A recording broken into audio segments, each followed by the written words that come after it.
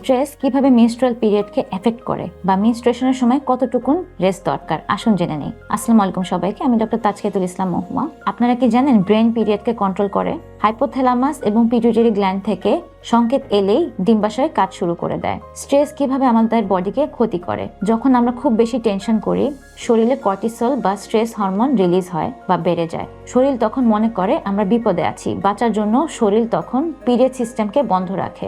এ কারণে পরীক্ষার আগে বা মানসিক চাপের সময় পিরিয়ড পিছিয়ে যায় বা মিস হয়। ঘুম পিরিয়ডের সময় কতটুকুন জরুরি? নর্মালি ঘুমের সময় শরীরে হরমোনের ভারসাম্য ঠিক থাকে, বিশেষ করে মেলাটোনিন হরমোন যা ঘুমের জন্য দায়ী, সেটি পিরিয়ড সাইকেলের উপর প্রভাব ফেলে। টিনেজারদের জন্য রাতে অন্তত 8 থেকে 9 ঘন্টা ঘুম বেশি জরুরি।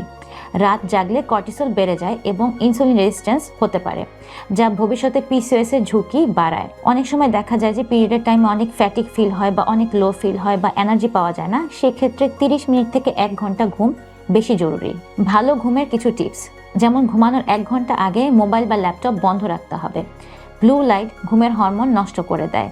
রুম অন্ধকার এবং ঠান্ডা রাখতে হবে। একটি নির্দিষ্ট সময়ে ঘুমের অভ্যাস করা উচিত, এমনকি ছুটির দিনও। সবাই ভালো থাকবেন, সুস্থ থাকবেন। আসসালামু আলাইকুম।